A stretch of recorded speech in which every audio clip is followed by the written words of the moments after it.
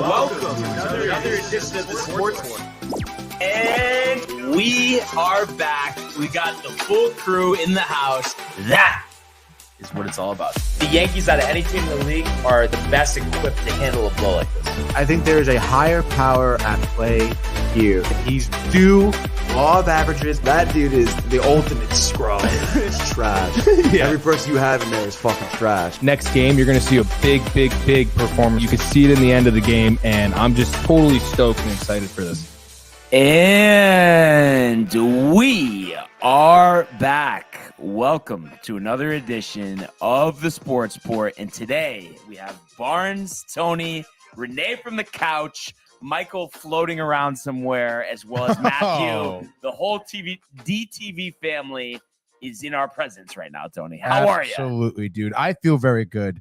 The three of us had a great weekend. I know you had a great weekend as well. Yes. I feel rejuvenated, excited to be here, happy to be back on the show. As you know, last week I had a little bit of a rugby work to do. How is rugby?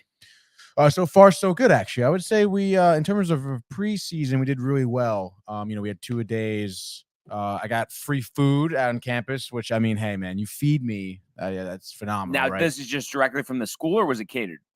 Oh, dude, it's directly from the school. Come on. Okay. I've never heard. How is the food at Sacred Heart? It's decent. I would say, when you go to 63s, which is the main dining hall, it's a buffet. Okay. And that is the best part, the fact that it is a buffet. Yeah. So, it's definitely quality over quantity. No, quantity over quality over there. But it's nice. They have pizza, chicken fingers and fries. The first night we had tacos, right? So that's a good night. The next night they had cod, which at a dining hall, that's a cod. pass. No way, not gonna do that. I tried. It was a reganata, so I was like, I'll try it. It was trash. But you gotta get creative there. You have you can make a chicken salad sandwich. You have to get creative if you. Do want they have mozzarella? Tasty. No, not like on hand. No. And I'm kind of curious, outside perspective here. Not really outside, but just a different perspective. Renee, A through F, Sacred Heart Dining Hall. Meaning A, the best. The grade. F, What's the the worst. grade? In general? Yeah. I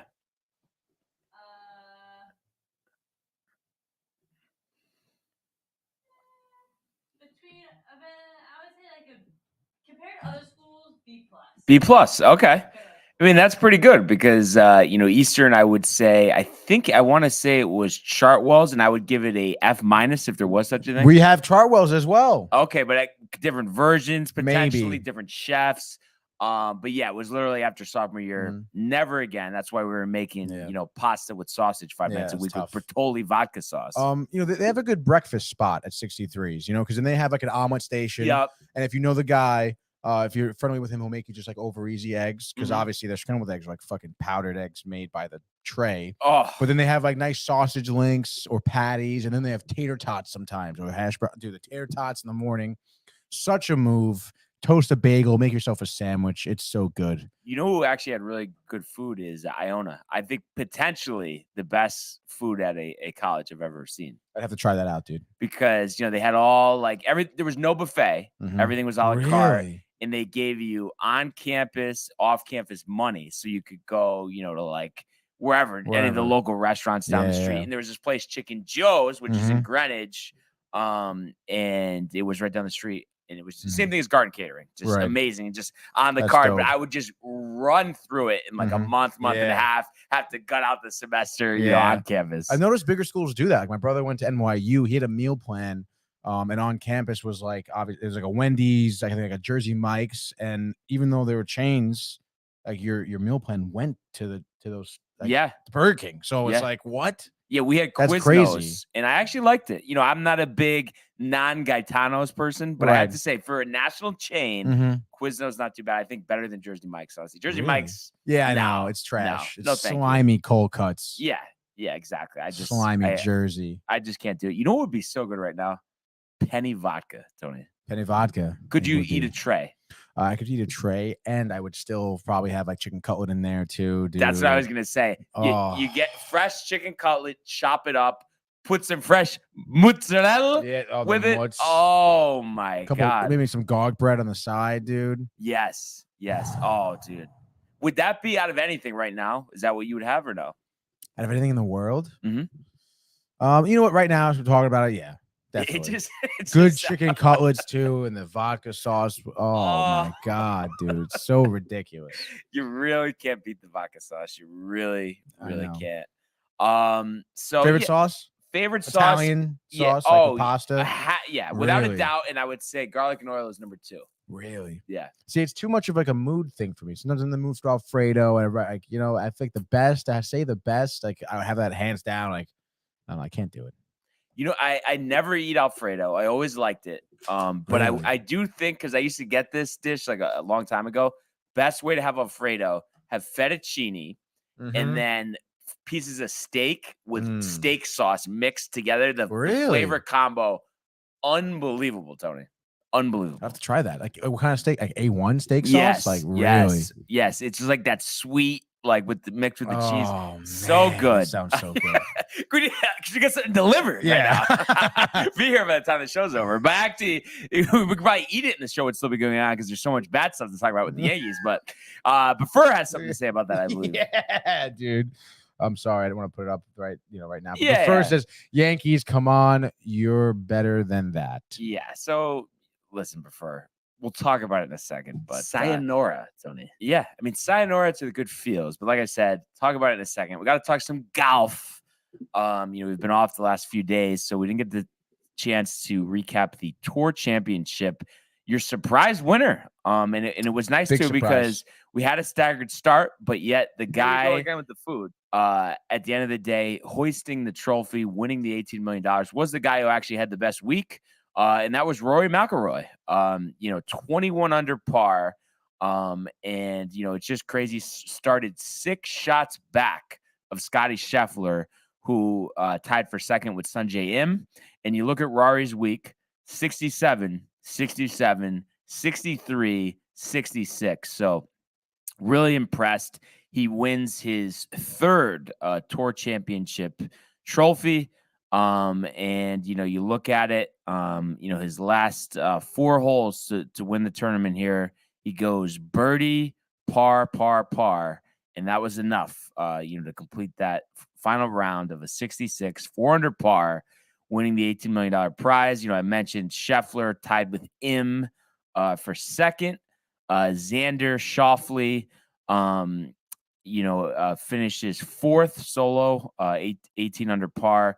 And he continues an expressive streak. So I think this is his, it's either his 4th or 6th Tour Championship. I think it was his 6th.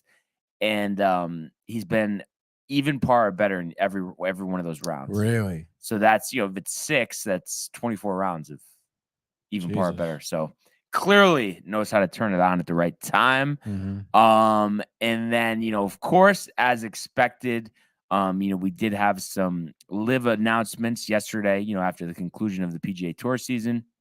So we have Joaquin Niemann, Mark Leishman, and Nirbin Lahiri, Harold Varner the third, and Cameron Tringali. So obviously, as well as Cam Smith. So obviously, Smith and Varner, the big names here. We had heard about Smith for a while. Right. But Varner excited? I don't know, man. I just think because it's like maybe they'll get picked up by a TV deal. It just doesn't seem like it. And so it just seems like these guys go over there and then we just don't see them, Tony. You know what I mean? It's like, sure, we'll see them at the majors for the guys who have the exemptions. And who knows if the majors will ban them next year. It's just, I don't know. It's just, it's just like you just keep just pulling guys. But obviously new stars always come up. That's the crazy part. I think there's more talent in the game than ever. The only thing is there's less guys that are far and away better than the other guys that we've ever seen. There's so much parity. That's the thing. So there's nobody dominating. So listen, at the end of the day, the PGA Tour will go on. We have the President's Cup next month at Quail Hollow. So everyone's excited about that. And international field, obviously, with Neiman and Smith, going to live. So they're removed. So they're really up against it. You'll see, Tom Kim and Sungjae Im be 2 of the bigger names there. But it's just crazy. This is the end of the 2022 PGA Tour season. It was just crazy. I believe it's 2 weeks, and then we have the Fortinet Championship in Napa Valley, California, which always kind of leads off the PGA Tour year. Nice. But been in Napa Valley? I have not been to Napa. No, just Southern California. Oh. I'm sure it's very nice. It's gotta be, dude. It's just tough. I feel like, though, if I'm going to California, I want nice weather, and I just feel like Napa, a little chilly. You see midsummer A's games, Giants games, and we're wearing shorts and a t-shirt, sweating. Mm-hmm. They're wearing winter jackets at the games. It's crazy. It doesn't. I don't know. It doesn't make any sense to me. Don't like it. But yeah. So that being said, we'll obviously talk some more golf once we have some other live announcements, and as we get closer to the President's Cup, and then another PGA season will start up. So something to look forward to for sure.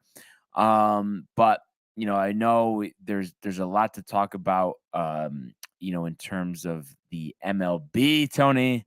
So let's just go to the world of Major League Baseball. 2-2, he got him swinging. The back-to-back strikeouts for Robbie Ray. There's damage right there. Shohei, way, Cy-Yo, nada, where did that land? Smoke to Chapman, who leaps up and grabs it. Story spins and fires.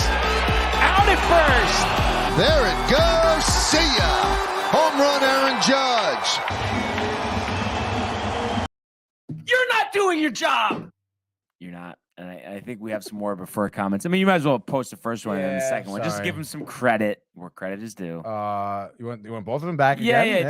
Just show the first one. Yankees, come on. You're better than that. For those of you who are just tuning in to our baseball segment. And then Tampa Bay and the Blue Jays are nipping at the Yankees' heels. We have a race, boys. All I would say to prefer is if Tampa Bay and the Blue Jays are nipping at the Yankees' heels, what are the Braves eating the Mets? Because, obviously that race is a little bit closer. See, why do you have to do that, dude? The sky is falling, Tony.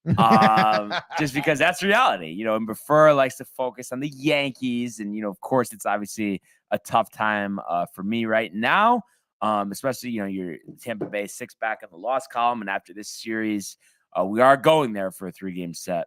But listen, Prefer, it's a long season, and you got to just keep fighting. And I'll be the first person to admit, it's not pretty right now.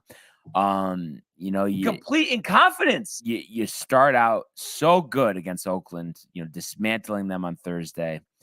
You win a tight game on Friday. Regarding the Yankees, your only offense, Aaron Judge, of course. Saturday, in a complete embarrassment, had a little bit of a panic attack, get shut out in regulation, extra innings, can't seal the deal.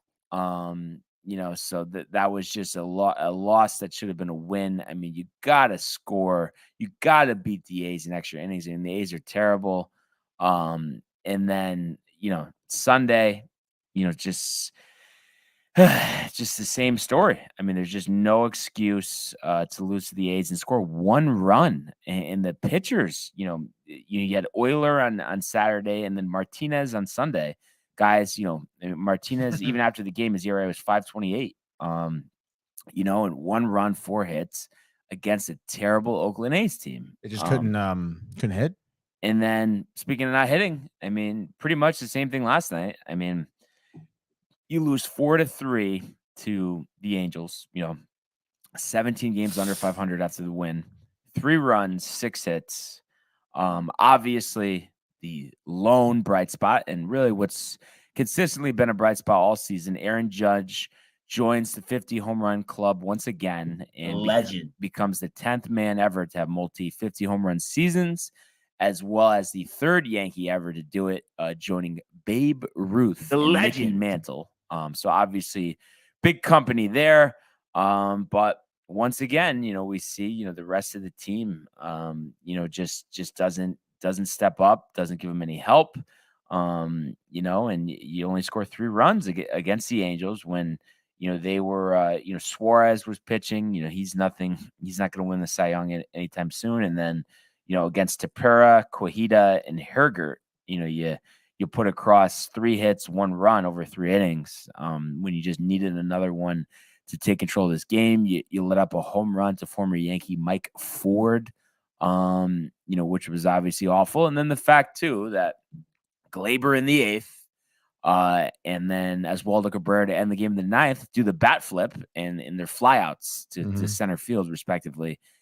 And so that just makes it even worse. And I know, sure, different stadium, they're feeling like Yankee Stadium, but you can't do that until the thing's gone. I mean, unless you're absolutely positive, and I'm sure there had to have been some doubt. Oh, the ball's not carrying last night. I don't want to hear it. No excuse for that. Yankees live and die on the home runs in the playoffs. The Yanks are facing tougher pitchers. He also says Mets have the easiest schedule for the rest of the season, flying high, and the skies are clear and blue. See, it might look like an easy schedule on paper, but you never know what's going to happen before, and that's what happened on Sunday against the Rockies, Yeah, but you said that for the whole series against the Rockies, and would they win? It was very close to being a split, which the Yankees had, so very, very close. Doesn't matter how close lucky, it was. But hey, lucky, no. Fucking Spencer Strider over there. Oh, my God. Hey. We're not talking about the Mets just yet. Don't hold your breath. So, you look at that, I mean, just no excuse offensively there. Sure, it was nice. Other than Judge to see Rizzo hit his 29th, but he's got to be more consistent. And they were saying this on Twitter, like as much as fans like him, but are getting a little tired of the inconsistencies with Rizzo, that if he opts out of his deal, I think he has a $17.5 million player option for next year. The Yankees might let him go, honestly, because it's like he's a 220 hitter and he's very inconsistent. And as good of a clubhouse guy he is, I mean, they're looking for more consistency. I'm sure a strong postseason would change that, but we need hits now. And then, Frankie Montas hammered against the Angels. I mean, 6 innings, 8 hits, 4 runs, 3 home runs, 6 strikeouts. I mean, that's not a guy that you give up a good amount of pitching prospects for. Where are you at on Montas? Well, I mean, I was out to begin with, then I was, he had a nice start when I was at the game. But at the end of the day, I mean, he's been absolutely trash, with the Yankees. And, I like I said, I didn't want him from the start. And for whatever the reason may be, I mean, 2 things here. One, us with Oakland, awful track record. I guess Lou Trevino has been tolerable. But we saw what happened with Sonny Gray. We couldn't run him out of town quick enough. And then number 2, why are we acquiring a guy who was suspended for PEDs? I mean, I just feel like there's not many guys, like other than maybe like David Ortiz, and obviously that was under the radar. But that there's PED use, and then they're able to bounce back and have a good performance. Their careers always go down the tubes. And I mean, if this keeps it up, Tony, I mean, you tell me, I think they're going to trade Montas for a bag of balls in the offseason and not going to want him anywhere near the Yankees. Yeah, you're probably right. Especially if, I mean, they're going to go into the postseason with him on the roster. Yeah, I mean, we'll see, I guess, how he finishes the year. I mean, Severino coming back on the 12th. So that's, and you gave up, JP Sears, who pitched well against the Yankees on Saturday. And then Ken Waldichuk, a guy that has a lot of hype and he could be pretty good. And I know we obviously saw on, I think it was Thursday, James Caprillion, a guy that they gave up for Sonny Gray. I mean, looked terrible. So you hope that type of thing happens again, but you can't rely on that. No. I mean, I guess another positive thing yesterday, Clay Holmes did come back from the injured list and it gave him a scoreless 7th inning. I think he only threw 7 pitches, 6 strikes. So you hope he can be your closer because no one else has shown that ability, that you can count on them. I mean, tons of guys on the shelf. Chapman with his tattoo injury. I don't even think we actually got to talk about that. No. I mean, how ridiculous is that? What is that, dude? Like, what happened? You think it's fake?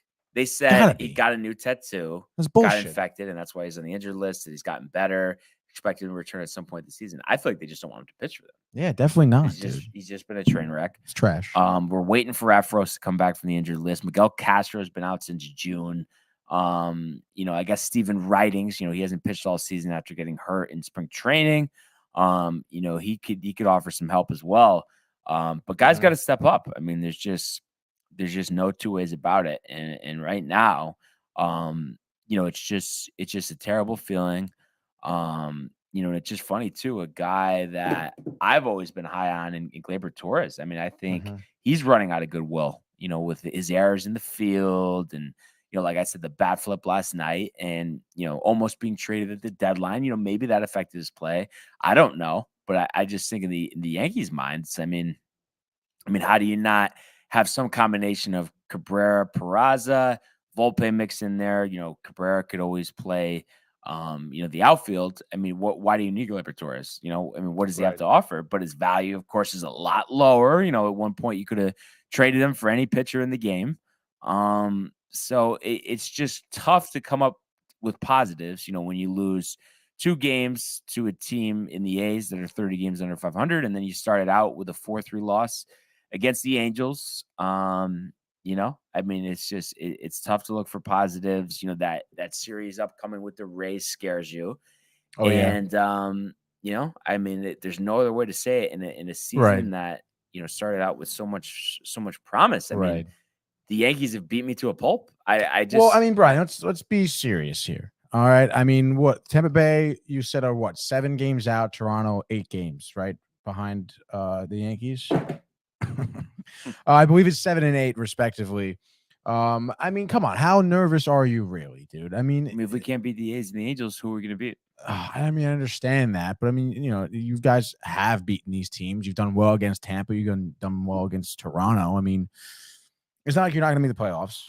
Do you think playoff contention is even in question right now? Honestly, no, but it's just like, why can't they just snap out of it? I mean, this has been months long, Tony. It's not 1 week. It's not a couple weeks. It's not 1 month. It's over 2 months. It's over 2 months. And I mean, obviously, this month has been historically bad. I think it's 6-17 or whatever it may be. Mm-hmm. But what the hell is going on? And I need you to answer for me.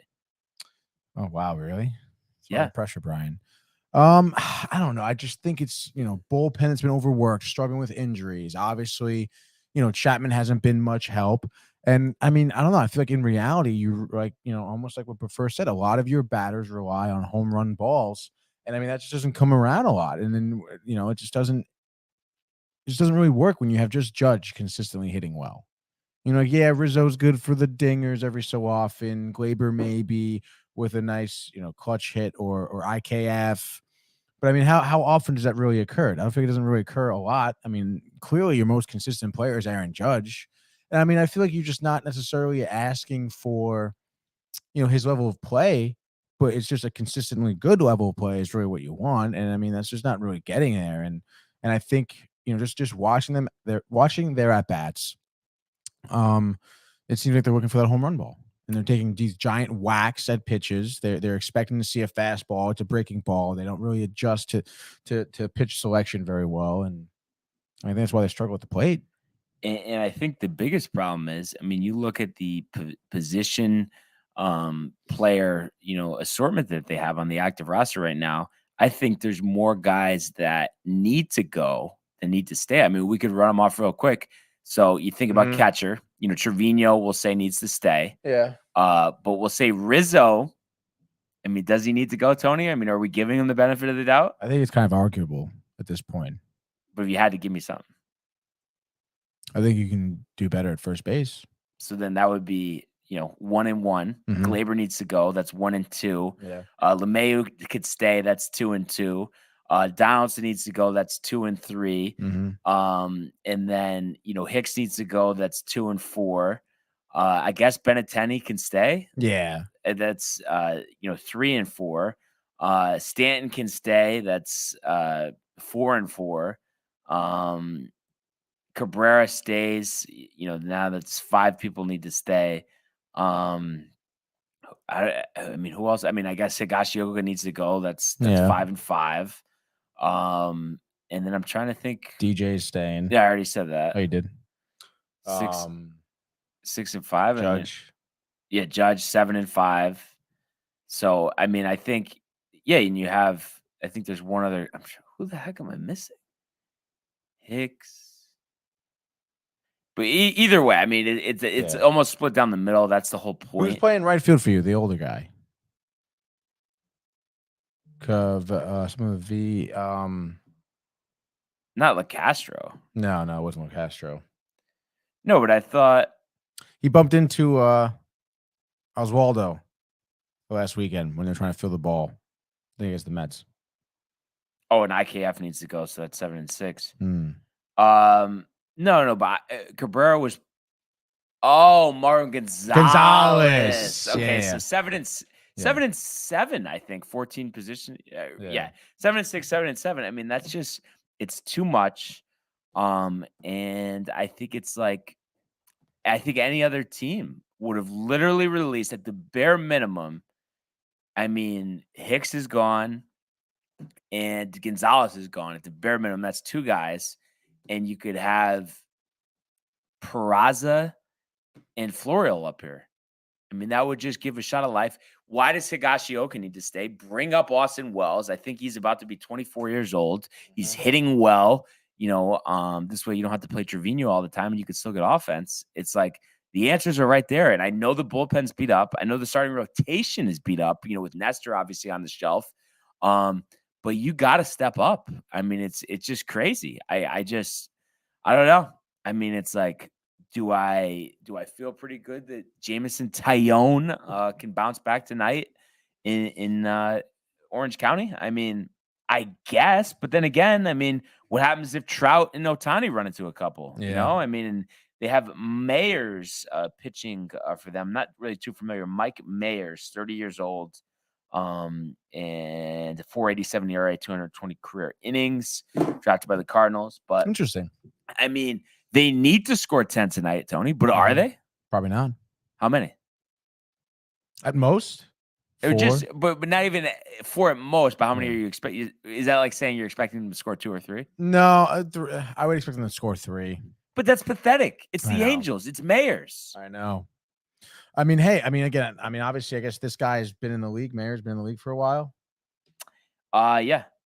Drafted by the Cardinals. Yeah, 4.8 ERA or whatever. Right, with the Cardinals. Prefers his 2 runs. He also prefer 2 runs. Tony, thank you for your insightful response. What insightful response? All right. Hey, you asked me, Brian. You asked me the question. No. That was before that, though. That was before we said that. Yeah. Oh, okay. It's been up there for a little bit. But yeah, like, I mean, it's just like, it can't happen. And then I was thinking about this too. You know what I think is the biggest problem? Mm-hmm. This isn't the friggin' NBA. I think the biggest problem is when have the Yankees ever won anything with a soft players manager? And I know the manager has less to do than ever, but think about it. The guys that they won with, Torrey, you know what I mean? Mm-hmm. Like, he wasn't soft. Right. Like, you know what I mean? And like before that, Billy Martin, was he soft? No. You know what I mean? And then before the dynasty started, Buck, he's not soft either. Mm-hmm. So it's like, why do we think that we need some soft guy?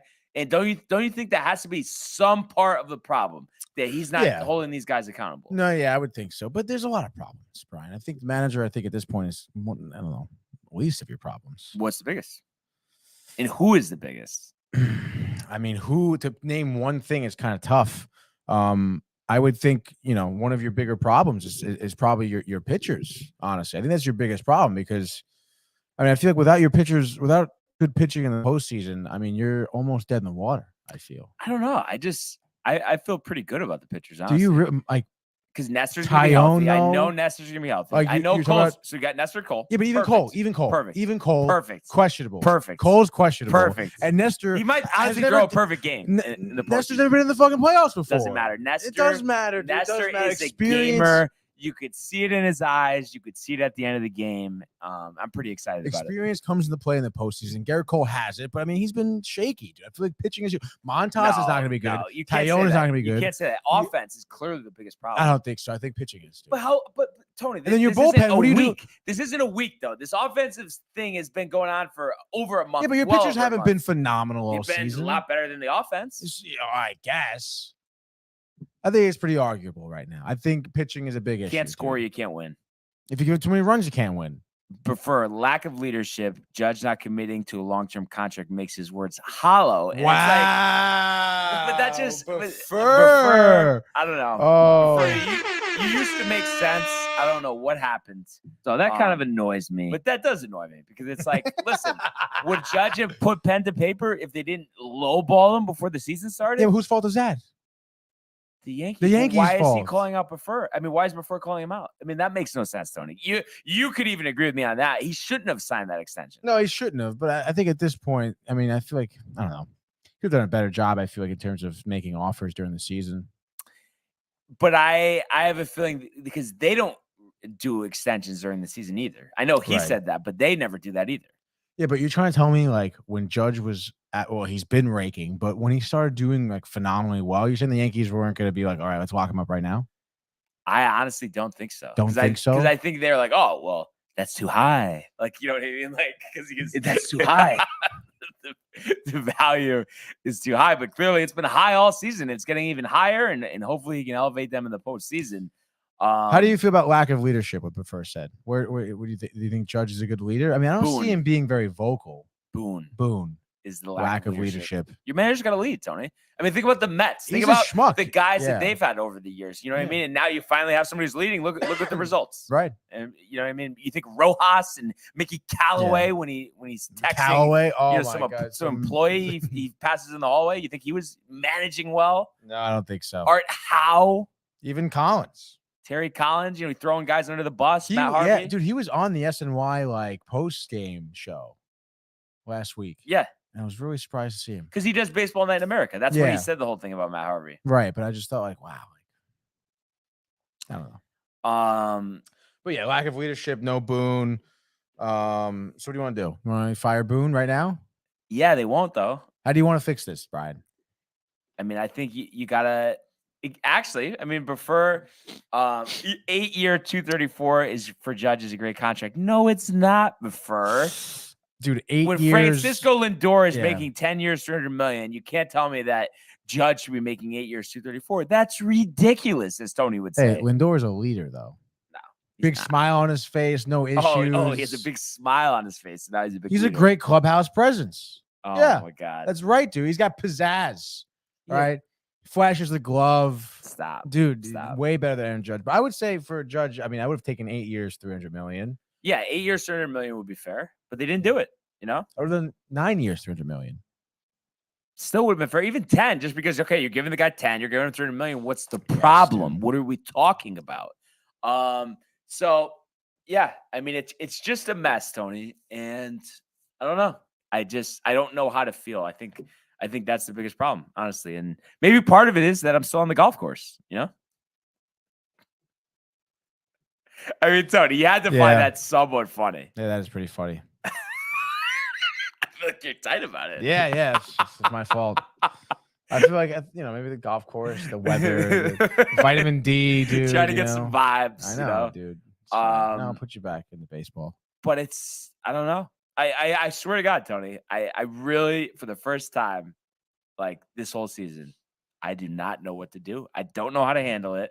I don't know how to feel. I don't know how it's going to be fixed. I mean, there's just too many questions. You think it just won't work itself out? I mean, what happened? What were you doing well, against the Mets, leading up to the Mets series? Like, you guys did pretty well. Like, what was going on? Pitching good? You guys pitched really well against the Mets. The offense evaporating. Like, that's got to stop. That's literally got to stop.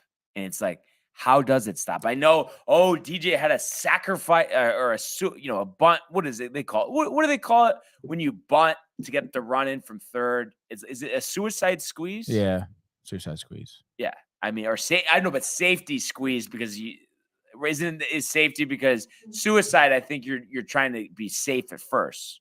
You know what I mean? Right. Safety. Safety is just burn the run towards in the first baseman so they can't come home. Sure, that was creative, Tony, but at the same time, it's like against the Angels, against the A's, I want to score 5 runs a night, and they're just not doing it.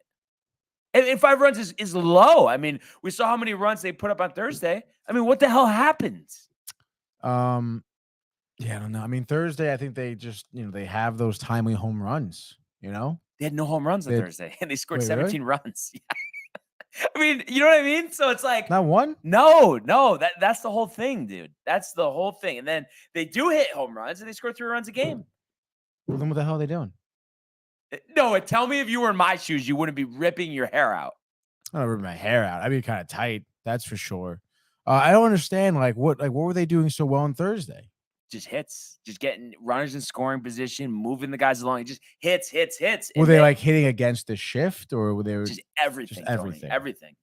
And it's like, I guess it's just so tough because I don't know what the answer is, and I just hate sitting here with a team that's record wise very good, but it just feels like over the next 20 games they're more likely to go 7-13 versus 15-5.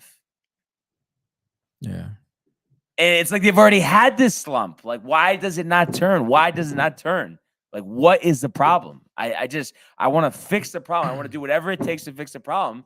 And it just seems like, I don't know. I can't point to one thing. So that makes it even worse. And yeah, I mean, it's just a terrible feeling. You wait so long to get to this moment. You have a historic start. I mean, I don't know if we've ever seen this from any team before. I guess not with that such a historic start like you were talking about, but I mean, it's tough. I get between the two of us, you think the offense is the worst. I think the pitching is the worst. I mean, but you have to admit, I mean, the past 2 months, the offense has been embarrassing. Yeah, embarrassing. I think the A's look like they have a better offense right now. Yeah, that's how bad it is. But you also have to admit, like when you're having trouble getting guys through 5 innings, and Monty is throwing full games over there in St. Louis. I mean, it doesn't look good on you either. Doesn't look good on you either, but also we saw Monty get roughed up by the Braves, so he faced some actual tough competition. And the Braves is a good team, yeah. No, but that's what I'm saying. So it's like that's why we didn't want him, because the playoffs, obviously facing good teams, he's gonna get hammered. Yeah, but your pitchers now are gonna get hammered in playoffs. See, I don't really think so. Montas has been bad, Tony. Who has been that bad other than Montas the past couple of weeks? Herman's been great. But Cole's again, been inconsistent. Postseason, I think is questionable. Cole, postseason, I think is gonna be questionable. And Nestor is going to be up in the air, I feel, too. You never know how he's going to react in the postseason. I think, though, you're looking at it too much that, I mean, listen, not every team has Max Scherzer and Jacob deGrom. I mean, it's just not realistic. Well, no, but I mean, Garrett Cole is supposed to be like your Jacob deGrom. But you're Max Scherzer, but he's not. But as long as he does it in the postseason, it doesn't matter what happens. I feel like Cole and Nestor and Scherzer and deGrom is a good kind of comparison in terms of first 2 pitchers. And I feel pretty good, honestly. I feel if we so you're telling me you feel more confident though with Cole and Nestor than you do with deGrom. But see that, and Scherzer. But that's the whole thing I just said. It's like you can't compare it to those guys. Plus, we're not facing the Mets unless it's a World Series. So let's get there first. I'm not saying facing them. I'm saying have those guys on your team. But it just who are you more confident the with? argument just who are you more confident with? You can say that about any other team, Tony. All right, the argument doesn't make sense. I feel good about the pitching. We need to score. That's it. We need to score. We absolutely need to score. And like this better stop. I mean, sometimes, you turn the page on a month, performances get better. So I guess that's all I can hope for, Tony. I don't know. Oh, yeah, that you're right. That is all you can hope for. Crystal ball, though, honestly, they've lost 3 in a row. The Angels are terrible.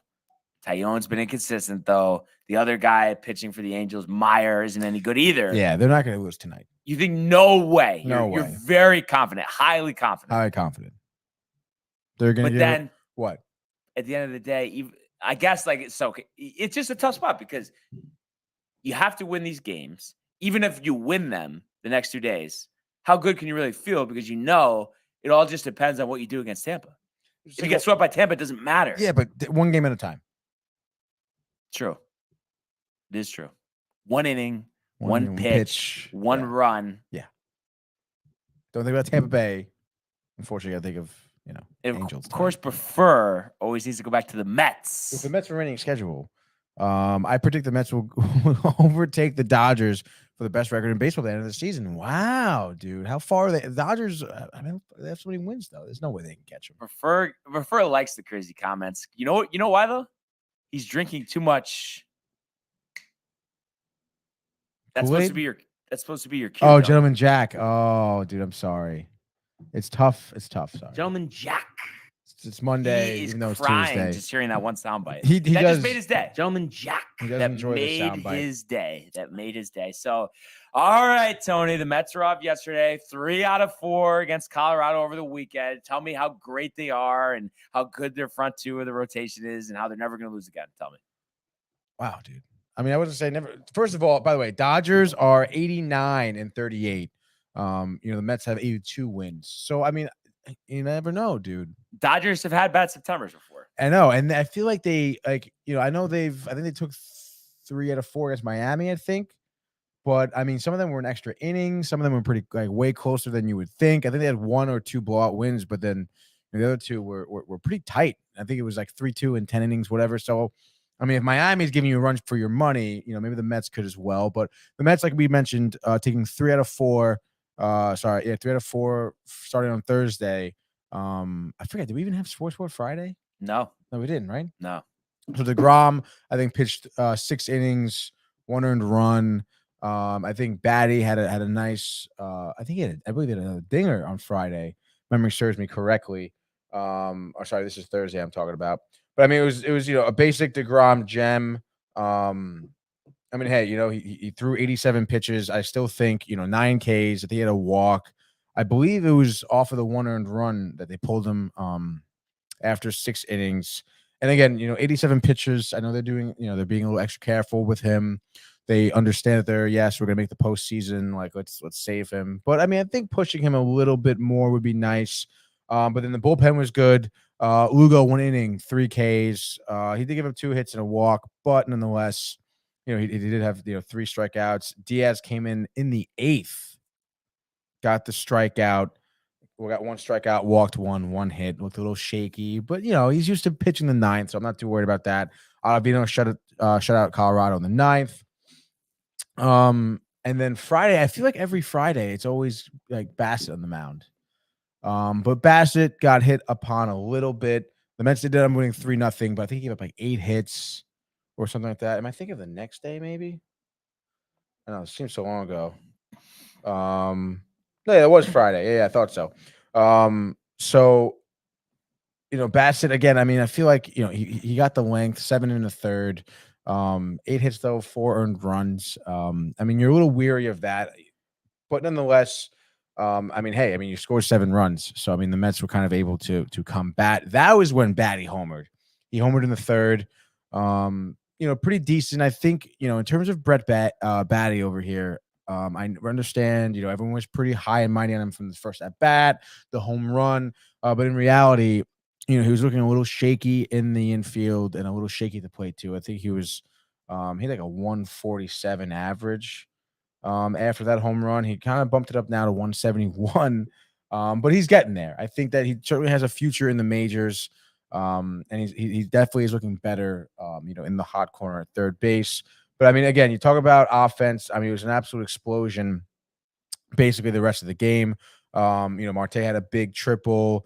Kana had a big double. He had 2 big doubles actually in the 6th and the 8th, and then Alonso with an RBI single. This is kind of what obviously you want to see from the Mets. McNeil going 2 for 4. Kana was 2 for 3. McCann even went 2 for 3. And scoring once. Alonso went 2 for 5. I mean, that's kind of, the offense you want to expect out of the Mets, especially against Colorado. And then again, with Bassett not kind of, pitching as well as he has been, giving up 4 earned runs, the bullpen giving up 2 more.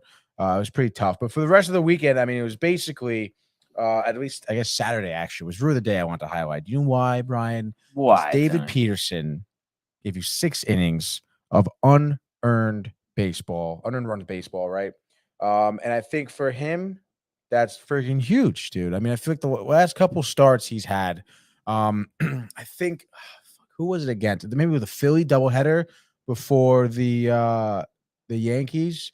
We kind of threw him in. I think he gave us 5 innings of unearned baseball, and now 6 innings, 4 hits, no walks, 7 Ks. He threw 102 pitches over those 6 innings. And that's really impressive, dude. For him, I think that's really good. And to kind of maybe even be able to lean on him a little bit would be nice. I mean, I guess the Phillies, who has a decent lineup, 5 innings, no earned runs. I know this is Colorado, but still, I mean, the one thing I would say, though, with Peterson is, like, obviously now, you need guys in the rotation. You've had some guys go down. But it's like, as far as the postseason is concerned, I mean, he's going nowhere near the mound as a starter. Probably not. So, like, and I know, I mean, what are you going to call up that guy who gave up 700 runs? I mean, there's no other options right now, but he's got to get settled into that bullpen role. They need to carve out a defined role. You know, we've seen the Mets bullpen, other than Diaz, you know, really struggle this year, other than, I guess, maybe Adam Ottavino and Seth Lugo to an extent, but everyone else has been a disaster. Yeah. So I think it's very important that Peterson establishes himself as a dominant lefty out of the bullpen. And I think, I mean, really, starting now, he should be in the bullpen. I mean, September. I mean, this is the run here. I think, I don't know what maybe they're thinking. Just because of Walker, I feel like he still has like that back issue. He pitches tonight, so we'll see. But Peterson, yeah, I mean, we definitely need him in the bullpen. I would say, you know, Lugo's been looking pretty good as of late. His curveball has been really nasty.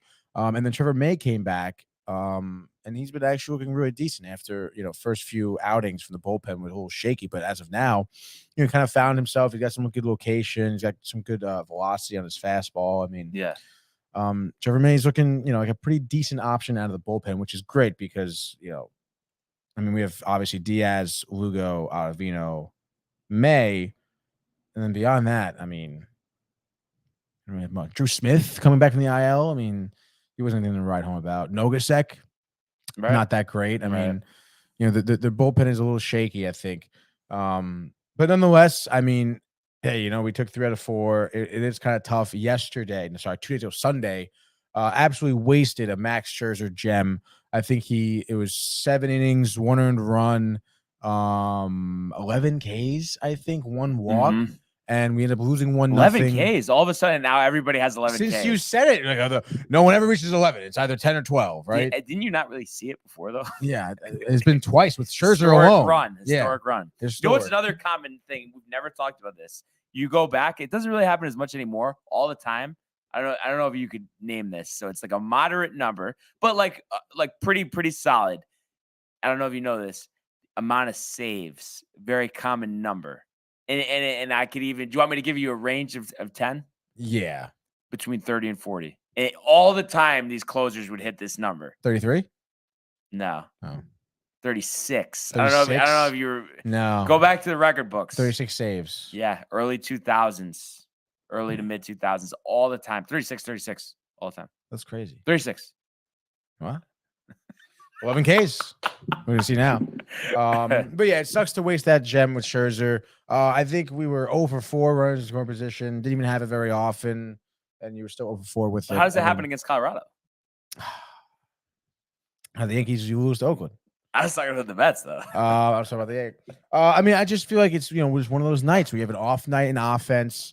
I mean, if you look at the box score, obviously, you know, there wasn't a lot of hitting done. Yeah.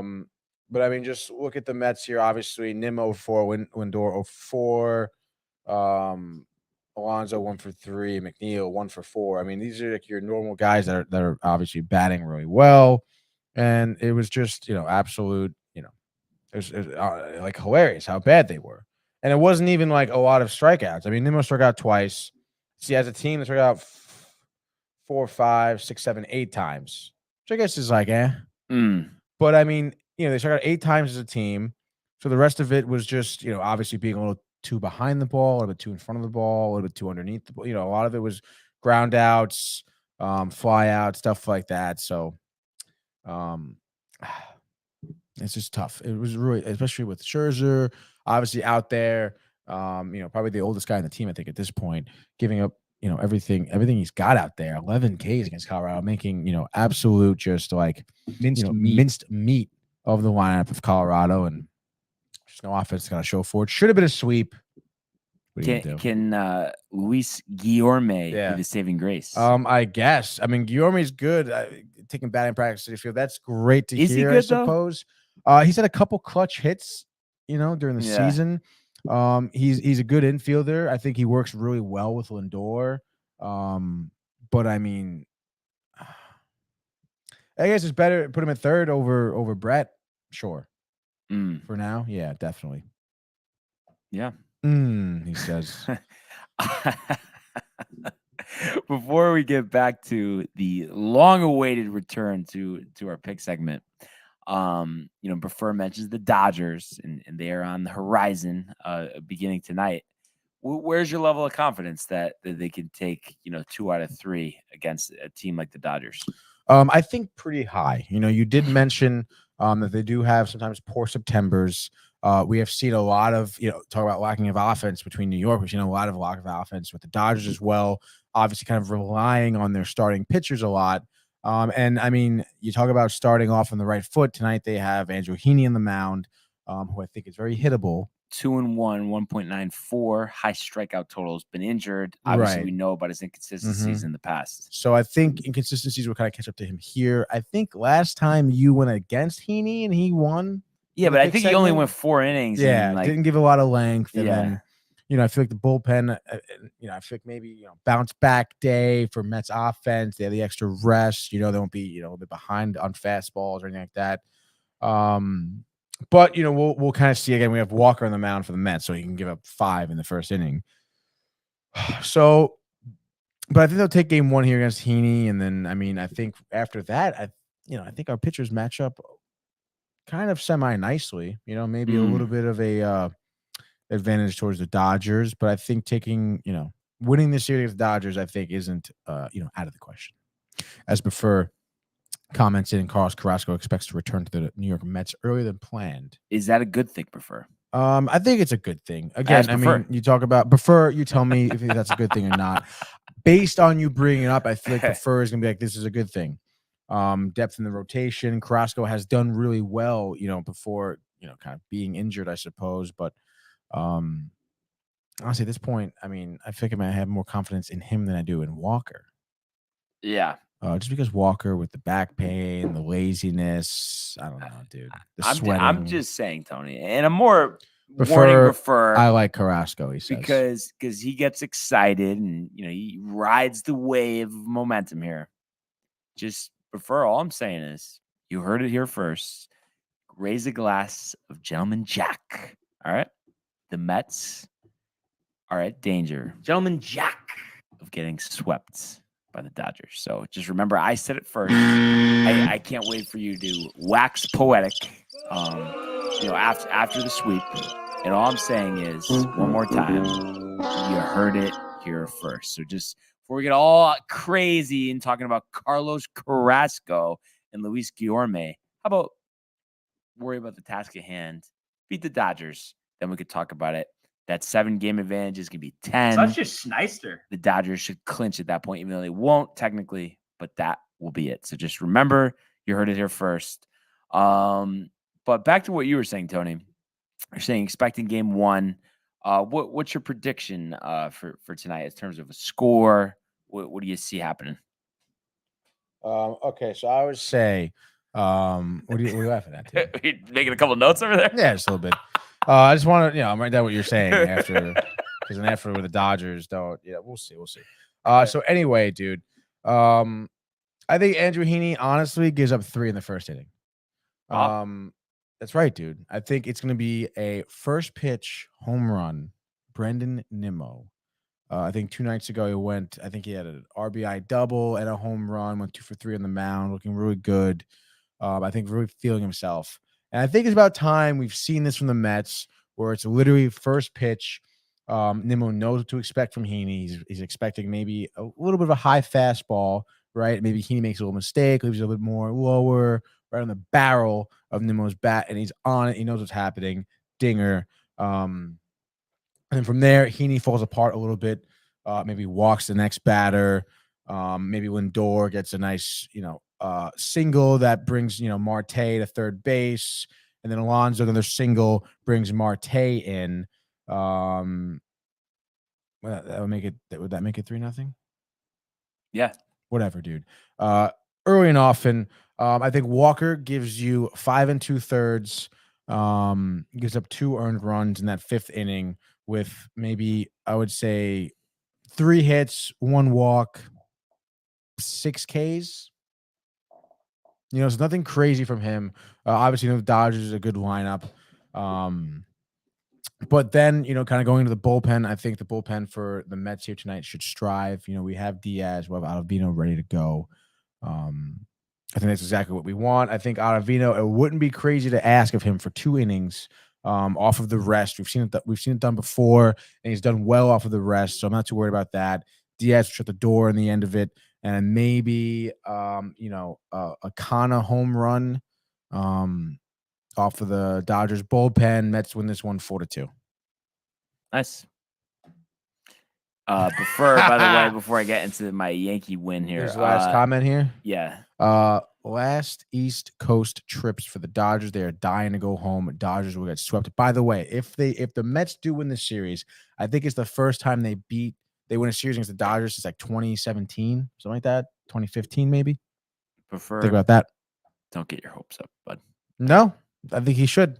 I don't think he should. He should get them real high. So that being said, Tony, we know the Yankees are reeling, 3 straight losses against subpar competition. Tonight is where it all changes. 10-3 over the Angels. Judge number 51 and 52, tying his career high. And then I think Rizzo hits number 30, so joins Judge in the 30 home run club. That's nice. Andrew Benintendi, 4 for 5. DJ LeMahieu, 4 for 5. Tyone, 6 innings, 2 earned, 8 strikeouts, 4 hits, no walks. And the Yankees get the proverbial monkey off their back. And finally, Tony, finally, this is the start of that run we've all been looking for. We were slightly fooled with that 5-game winning streak, but this is where they say, listen, enough is enough. And I think, they are really aided by the return of Clay Holmes. I think that was big. And I think he's going to settle in to the closer's role very well. And like I said, it's offense. Aaron Hicks should never see the field again. And I think early and often, I think one of those Judge home runs comes in the first inning and is followed up by Rizzo going back to back, or as John Sterling would say, belly to belly. And I just think this is important. I mean, this is the game. You have to win. You have to prepare yourself mentally, to beat the Rays coming up. I mean, it's just so important. And I think when you're standing up there in the batter's box and you're looking and you're seeing Mayers on the mound, I mean, this is your chance. This is your opportunity. The Angels are a train wreck. I don't care if Aaron Boone and Phil Nevin are going out to dinner like they reportedly are. It doesn't matter. And as the soundbite would say, no blood, no foul. 10-3 Yankees. No blood, no foul there. Let's get the machine going again. I am sick of it. I cannot take it anymore. It's driving me insane. The Yankees are so much better than this. And they show it tonight, Tony. That's all I got. Wow. Okay, dude, my next pick here for my second pick, I'm going to go with Toronto. They are hosting Chicago Cubs. And we know Chicago isn't that great, but I specifically want to pick against them tonight. Why? But because Marcus Stroman is on the mound for the Cubs. And we have Kevin Gausman on the mound for Toronto. I know his last start, I think, was against Boston. It was a win for Toronto, but he went 5 innings, giving up 4 earned runs. Before then, you had a shutout of the Yankees. So he went 7 innings of no earned run ball. And then, before that, Minnesota, 6 innings, no earned runs. Tampa Bay, 8 innings, no earned runs. So he's been, for the most part, pretty good. His ERA right now is a 3.15. He's 9.9 in the season, but I think that's because of the lack of offense that some Toronto games have had. But I think against Marcus Stroman, who's been struggling, it seems. I mean, you go over his last few starts. St. Louis, 5 innings, 5 earned runs. Milwaukee was 7 2/3, 2 earned runs, but we'll focus on that. Washington, 4 2/3, 4 earned runs. Washington again, 5 innings, 4 earned runs. We know about his pitching, and I feel like Vlad Guerrero Jr. has to be licking his chops, knowing that Marcus Stroman is literally gonna try to grind out or fly out, and Vlad Guerrero is the type of batter who will adjust, who will pounce on Stroman's mistakes when he leaves a ball over the middle of the plate and absolutely take him yard. Marcus Stroman lasts 4 1/3, gives up 6 earned runs. Gaussman give me 7 innings of 2 earned run baseball. Chicago gets absolutely flattened here. I think they lost last night in extras. I think 4-3, something like that. Against Toronto, obviously. And I would say, Toronto, since the Yankees are going to lose tonight, gets 1 game closer. You said the Yankees were going to win. No, Yankees are going to lose. You said it before that they're going to win. No, they're not going to win. Well, you said it, so you're backtracking. That's right. Yeah, sure. Yeah, first chirping. Good pitching stops good hitting. And to actually, say something that's actually relevant and correct. I mean, this is relevant. You mentioned Vlad Guerrero, so I saw this courtesy of John Boy, so we give them credit here. What do we got? August 29th, 2001, which was yesterday, but in 2001, 21 years ago. Which was yesterday. Serena wins at the U.S. Open. Pujols hits a home run. Vlad Guerrero Sr., Craig Biggio, and Dante Bichette all record a hit. Fast forward to yesterday. Serena wins at the U.S. Open. Albert Pujols hits a home run. Vlad Guerrero Jr., Kevin Biggio, and Bo Bichette all record a hit. Is that not poetic? Is that not symmetrical, Tony? Is that not crazy that Pujols and Serena have stood the test of time? That is probably the craziest thing I've ever heard. We got guys' sons, the fathers did the damage. Yeah. 1. Sons are picking it up now. Unbelievable. That is unbelievable. That is poetic. That is poetic. You know what else is poetic? The fact that tonight the Atlanta Braves, Max Fried, taking advantage of a Met loss to pull, I think, within 2 games, going against Jose Urena at home against the Rockies. Yeah, I'm saying after they win tonight and the Mets lose. If you said the Mets were going to win. No, I didn't. Yeah, no, you never did. Yeah, when did I say that? And I think the Rockies get shellacked up and down the lineup. The Braves can hit. Maybe Austin Riley hits 3 home runs. 8-2, Braves over the Rockies. Fried strikes out 12 over 7. Wow, 12 over 7. Nobody ever strikes out just 12, though. Oh, no, boy. All right, Brian. My next pick, I guess Bryce Harper, huh? Philly? Wow. Feeling good? Yeah. Give me Philly. Robbie Thompson. 2-game series right now against Arizona. And I think this is game 2. Philly lost the game yesterday, 13-7. How crazy is that? Arizona, who came up, I think, sweeping off of, they swept the White Sox, which is pretty crazy, but we all know about the White Sox. That's crazy. I mean, that game, Arizona just from the 4th inning on just absolutely took hold of the game. Suarez was pitching, but we have Aaron Nola on the mound. Okay. By the way, Arizona wins. Bumgarner last night still give up 7 earned runs. Booed off the mound. Absolutely disgraceful. But regardless, Aaron Nola, I mean, there's no way Arizona scoring 13 runs or anywhere near that again, let alone Aaron Nola pitching. I think Schwarber, Bohm, Harper too, all going to go yard tonight. I mean, I think it's pretty easy. Zach Gallen, who's actually pitched well for the Diamondbacks, but I feel like he has a 2.66 ERA. He's 9-2 on the season. I mean, look at against San Francisco, 7 innings, no earned runs. Pittsburgh was 7 innings, no earned runs. Kansas City, 6 innings, no earned runs. But obviously, Philly, maybe a little bit more of an advantage, in terms of their batting. So let's say, Philly takes this one. I would say, I don't know, 4-2. Yeah, right. Seems about right. I like the Cardinals 10-2 over the Reds. Dakota Hudson versus Dunn.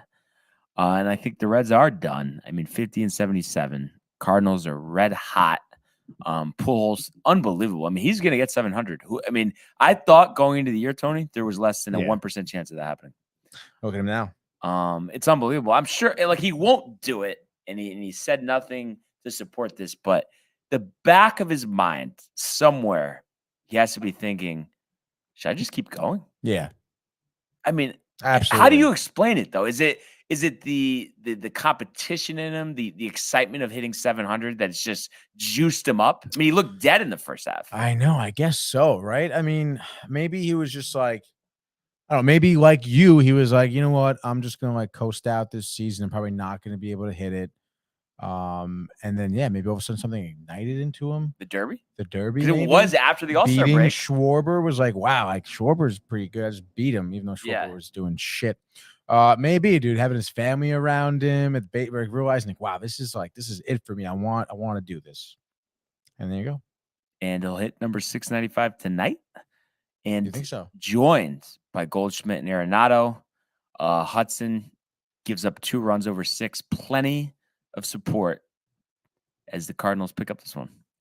Wow. What's the score? 10-3. 10-3. Yeah, Reds. All right. I guess I'll go. We talked about Miami. We talked about Tampa Bay too. I'll go with Tampa Bay tonight. Shane McClanahan going for the Cy Young. Speaking of Cy Youngs, Justin Verlander. Was it 15-day IL? I think. Yeah. Calf. That's big. Calf injuries are tricky. That might really take down the Astros. And he's Yankees old might not too, even get to dude. face him. That's what I mean. Like he's, Verlander's pretty old. That's gonna be a lingering issue, especially the way he's been pitching. But McClanahan, maybe at this point, hey, Cy Young, McClanahan, let's go. 11-5 in the season, 2.22 ERA. Against Miami, who's obviously not very good at 55 and 73, almost 20 games under 500. Kind of limping their way through the Dodgers here. But I think Tampa Bay, I don't think they're going to get a hit off of, maybe a couple of hits off of McClanahan, but they're not earning any runs. I think he's going to go 8 innings, giving up 2 hits, no walks, no earned runs, 10 Ks. And I think Tampa Bay's going to win this 2-0. Sounds about right. Yeah. That's how Tampa wins games. Mm-hmm. And I'm going to go with the Mariners. George Kirby versus Mike Manning in Detroit. And Matt Manning. My mistake. And yeah, I just like this Mariners team. I don't like Detroit. And I think, the Mariners are poised and they really want to make the postseason. And they have to win every game possible to ensure that. And I think they do it tonight. I think Kirby strikes out 10 over 6. And I think the Mariners 6-2 over Detroit. Ty France 3 for 4, 3-run homer. That's the lock of the night. The lock of the night. Speaking of locks of the night, what's our? I was just gonna say picks. You're saying pick standings, right? What do we got? 25 and 14 for me. 23 and 16 for you, Tony. Keeping it tight. High and tight. Before Tony last week, Barnes was giving the downtime Mets fans a hard time. When doesn't he, Before? Honestly, when does he not? Oh, your mom loved the banter. Oh, I bet. She's a good sport. She had to have mentioned to you at some point. She did, yeah. And then she was arguing with my Uncle Richie too on the air. Yeah, that was so funny. It's a shame you weren't there for that one. I know. It was a good one. It was a good one with Uncle Richie chiming in. That was the best part. Yeah. But Before, I said it before. I'll say it again. Accomplish something, and then I will have a different tune. But until then, I would say right now having a better record than the Yankees is accomplishing something. Championships aren't won in August. All right. August is over. How about going over 500 aren't. in September? How about that, Before? All right. Okay. All right. Just saying. Fucking idiot. Lots of questions. And I just think you don't have any answers. I don't know if they have any answers for the Dodgers. I'm telling you. Dude, Andrew Heaney tonight, honestly, what do you think is going to go down? You think there's going to be no offense and Tony, Walker shits the bed? Look at his ERA. We're talking about the Mets offense. I can't believe here. you're on Andrew Heaney's side. Look at the numbers. After what you did to him last season. I think there's look something at the numbers. in the water there. No, in Southern get California. out of town. Look, he looks like a different pitcher. Way, he looks like a different pitcher. Strikeout stuff. He hasn't even started a lot this season. How many games has he started? How many games? What is it? 8, 9? Maybe. But results are results. I'm just saying. No. Before to sum it up, and I know this is going to turn into a soundbite, I smell a rat. All right? So just letting you know, I smell a rat. prefer. So I know you're all high and mighty defending the Mets, but do something first, prefer. Do something. Let's see. Swinging pendulum swings both ways. Yankees need to kung fu grip the division lead and stop the landslide. Well, do something, Brian. Prefer. All I would say is tighten up those tires because they might be rolling down the road. The wheels are coming off, my friend. What? The wheels are coming off. Oh no, Brian. Oh. But yeah. So I mean, it'll be interesting. We'll see what happens tonight. The Mets obviously playing at City, Yankees at the Big A that they call in Anaheim. So let's see. Right? Sick. Let's see, Tony. Let's see, dude. But yeah, other than that, I mean, anything else you could add, sir? I would say, okay, the Mets have a way better chance of winning than the Yankees do tonight. I mean, look at the difference in competition. So I don't know how you could say that. It's embarrassing because the Yankees can't even beat the Angels. Well, they didn't last night. Doesn't mean they're not going to tonight. Yeah, look at the numbers. Okay. So Mayor, see Tony. Who's laughing tomorrow morning. We'll see. We will. But once again, really appreciate everybody tuning in and continuing to comment, like, and subscribe, checking out the archives on the YouTube page, as well as the summer collection at downtimetv.com. I want everybody to enjoy this wonderful day. Let's go Yankees, and we will see you mañana. Hey guys, Tony here from Downtime TV checking in. I want to thank all our fans out there who's been liking, subscribing, sharing our content. You guys are the best. You guys are our bloodline. You make us love what we do.